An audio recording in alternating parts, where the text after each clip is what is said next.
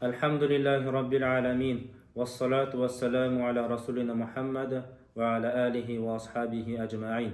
Assalamu alaikum wa rahmatullahi wa barakatuh. Құрметті мұсылман қауым.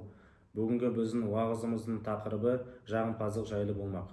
Жалпы адам баласы өзінің дүниелік істі тез бітіру үшін және де өзінің мақсатына жету үшін оңай істерді, оңай жолдарды іздей бастайды екен. Бұл кезде адам бойында жағымпаздық қасиет пайда болады екен. Жағымпаздық қасиетті жалпы басында адам баласы о нәрсені байқамаса, ол қасиет бірте-бірте оның бойына, оның жүрегіне сіңіріп кетеді екен. Аллаху Тағала қасиетті Құранында: «Ей иман келтіргендер, Аллаға бой ұсыныңдар, және де оның елшісіне бой ұсыныңдар, және де араларынан шыққан басшыларға бой ұсыныңдар» деп Алла Тағала бізге осы нәрсені бұйырады. Осы аятқа сүйене отырып, егер адам баласы өз ісін Аллаға тапсырып, Аллаға бой ұсыну арқылы және де оның пайғамбарына, елшісіне бой ұсыну арқылы амал етіп, шынайы түрде еңбек ететін болса, әр істің өзінің нәтиже беретіні хақ.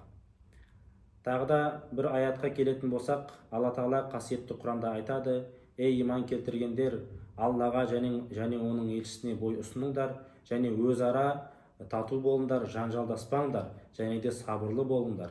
Расында Алла Тағала сабырлылармен бірге» деген.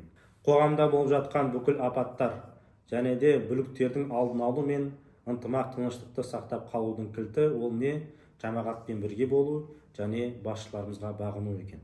Сол себептен адам баласы өзінің жеке басын ойламау керек, жағымпаздық жасамау керек, өзінің шынайы еңбегімен еңбек ету керек, Аллаға бой ұсыну арқылы және пайғамбарымыз қалдырған ізбен жүру арқылы өзінің табысын табу керек екен.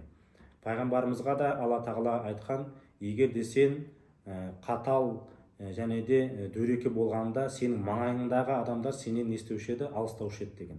Сол себепті біз дөрекі болмауымыз керек.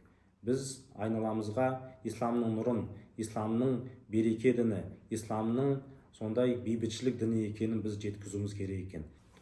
Ислам діні ізгілікке үндейді. Құран мен хадис зұлымдыққа және де жасампаздыққа, жағымпаздыққа қарсы. Еліміз аман болсын, жұртымыз тыныш болсын. Ассаламу алейкум ва рахматуллахи ва баракатух.